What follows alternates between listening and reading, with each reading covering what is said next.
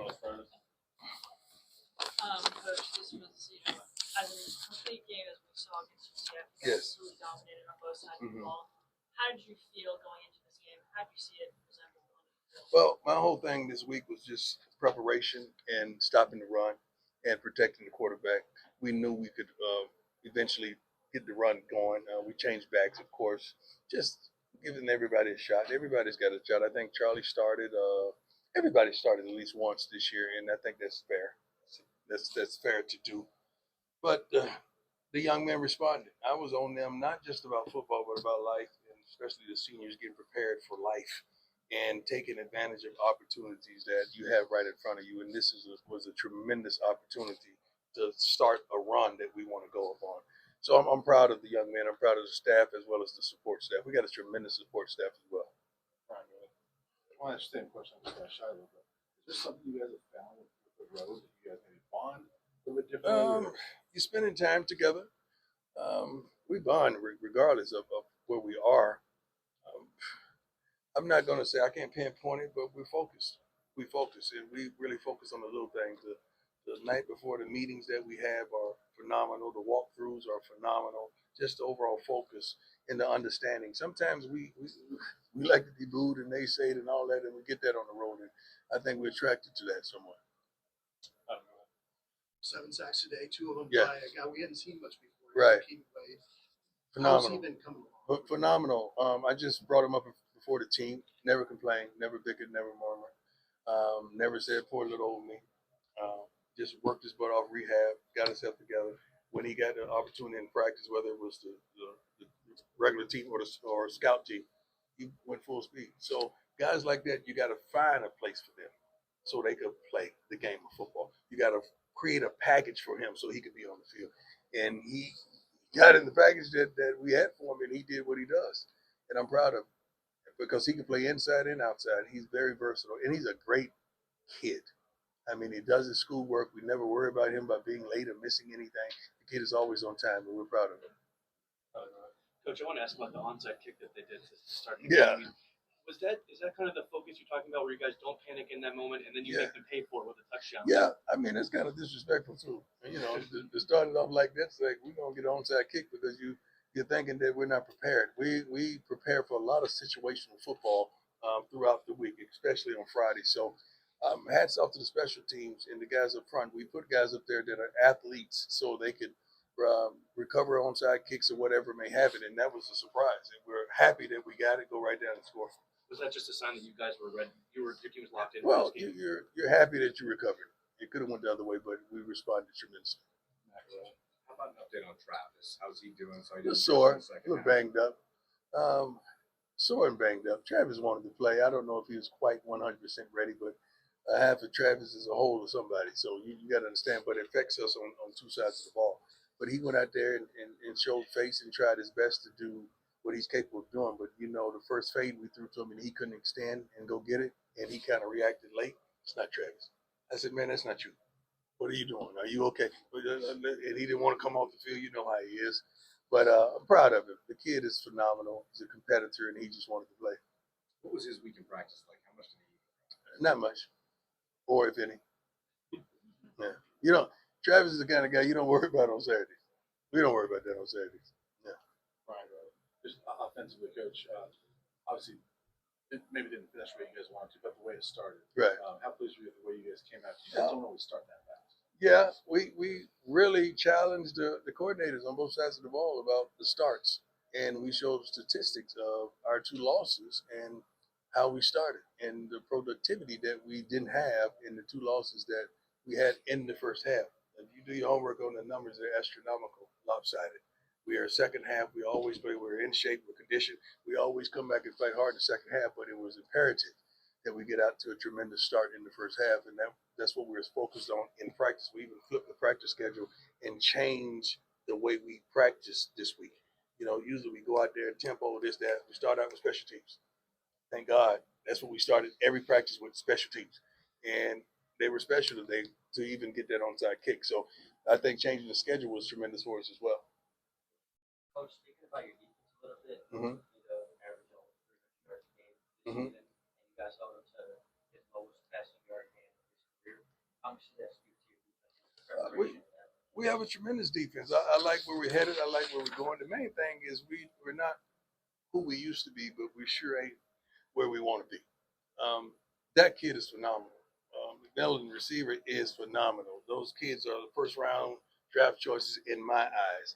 And thank God we were able to nullify them. But it's hard when you don't have a running game to complement that. It's hard on everyone. I think we know that firsthand. But those kids have a phenomenal future. They're phenomenal football players, and I'm just thankful we got the best of them today. Let me go out and underscore this, too. President Obama is everything to me. I mean, I loved him, I admired him, I respect him tremendously. But I heard what he said. President, I heard what you said, man. Like, come on, come on. That's why I really don't get into politics. I'm into people because politicians they play the political game, and he was here and had to play the political game. So they have two good players. We have more than two good players, but you're here, so you had to support that. And what he said, they won what last 3 meetings and 2 meetings, something like that. He did his homework. Somebody gave him some great statistics. But President, come on, man, you my man. I love you. I appreciate you. But come on, dog. God bless you. I still love you. Coach, the offensive line has been under fire a lot. Mhm. You see them go out there, only allow 1 sack and run the ball like they did. Yeah, well, that's something that we focused on as well. And we just got to stop the little mistakes. We're having at least 3 mistakes up front, and we got to just eliminate those things. We're showing the most penalized group on this team comes from that group, but because it's 5 of them in that group. But we got to be a little more disciplined. We really focused on the penalties this week as well, and I think we're minimal. I think probably our best day penalty-wise. I know we got a couple at the end, but that's probably where was our best day with the lack thereof of penalties. We got a couple bonehead penalties which provoked their first score. I think we had a unnecessary roughness that wasn't called for, and that helped them score their first touchdown. Yeah. Just on a similar note with the offensive line, just throughout the season, you guys have been rotating guys down at the guard position.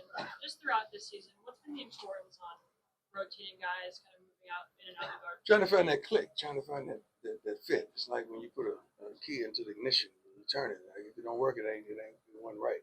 So you're just trying to find that mesh that who works well with others and who could come in on short notice. And you, in this day and age of portaling, you want to kind of keep guys happy as well that can possibly play. You don't want dogs sitting over there on the sideline so they don't get an opportunity to get in the game. I think we utilize 8. I think we utilized 8 offensive linemen today that played a tremendous amount of snaps, and we're proud of that. Because now offensive linemen that you're recruiting or you're grabbing out of the portal understand there's an opportunity to play like our freshmen. When we go grab a freshman, we want them to play, and they understand that you can play this game as a freshman here in Colorado. A couple more, Romy, go ahead. Coach, you say you're not who you were, you're not where you want to be. You surpassed your win Well, total. we ain't where we want to be, but we sure ain't where we used to be. So you've already surpassed your win total from last year. But we still ain't got Peggy straight yet. Yeah, I was gonna say you're 1 win away from getting Peggy. Yeah, we gotta get Peggy straight. Now we don't want to just get Peggy to a bowl. Now Peggy got great taste. Peggy's sophisticated. She's a lady, so we want to make sure we get her to a nice bowl, not just any bowl. Yeah. When you say where you want to be, what is that? We want to win. We want to win at all costs. But I value winning differently. I don't want to just win on the field. I want to win off the field. I want to win in the classroom. I want to win in the communities. You saw that last week. Our kids did a phenomenal job going to support LeJuan. I mean, I want to win in all facets of life with these young men. And that's something I think we're on our way to do. I was going to ask you about that moment. You brought a bunch of kids with you to Casey Middle School last week. Yeah. Why was that important for you to do? I think all of you are important. Everybody's important. I don't demean or denounce anyone's importance. I want, especially if there's a problem that we can particularly help solve and bring solvency to. I want peace, man. I want love. I want joy. I want everybody to smile. I want everybody to have an opportunity to elevate in some form or fashion. So getting that letter from the father and reading it and then having contact with this young man and seeing him crying his heart out was touching. It touched me and it provoked me to move. And that's what I feel like I am. I'm a mover. And I like to move people and move people in the right direction. that's something that our kids, when I saw them over at the you know how wonderful that was, man. You know how beautiful that was for our team to go support this man. I mean, they don't know him. I mean, but they understood the message and they reacted. And I love it. I love it 100%. That's what it's all about. More Brian. Go ahead. Sure. We're talking about some of the guys that got to play today. Uh-huh. Normally don't play. How big of a deal is that for you guys? With the morale of the Tremendous. team, those guys get to play. First of all, a multitude of those guys are on the scout team, and they're always giving us a look. So they're the guys that are preparing us to go do what we just did. So to get to see them out there and to see Dan Finistat, see Braden Keith, I see we'll call them two first names. See two first names, and to see some of these guys, 3-6 Mafia, I got nicknames for everybody. And I think Opie got the kick off a couple times. I mean, and Johnny Appleseed. We call them all our era. We call them all. I make up names. That's my era. They don't even know who these people are. So I'm happy and elated. They get an opportunity to fulfill their dream. Sometimes it's just their dream, man. They just want to run out there in their CU uniform. I'm upset that we hadn't gotten Charlie in the paint though. So I went out there and told the kid, I said, "Come on, man. Charlie hadn't scored a touchdown. He got one, but he was called back early in his career. I want to see Charlie score. That's what I want. But I'd rather do it at home. I'll take the penalty too." Last one, really. Coach, this is an Arizona defense that has played well against Mm-hmm. some great offenses this season. For Shador to sit in that pocket and deliver like he did, what does that say to this boys? We have tremendous potential. We have a tremendous offense. Today we displayed a tremendous amount of balance. The only thing, he didn't protect the ball well. That's what we got to do about on the sideline. But he's better than that, and I know what he could possibly do. You got to understand, when I'm looking at Shador and he's 23 for 33, it's not him. Like, I'm looking at Shador's like 29 for 33. No picks. Like, come on, man, nobody touch your ball. You better than that. So I'm on him about focusing in the totality of the game. But overall, offensively as well as defensively and special teams, I like the product we put on. And Mata was outstanding today. Nate was outstanding. Mark was outstanding today. They almost blocked the punt. I think he put it inside the 10.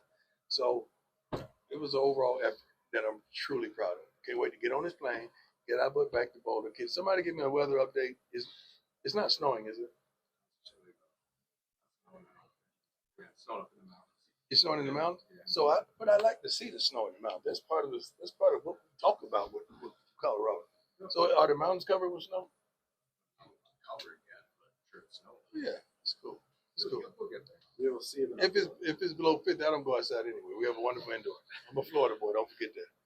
God bless you all. I wish you the best. Thank you so much for your support, your love, and your hate at times. But I appreciate you. Thanks, Coach. Appreciate it. Thank you for.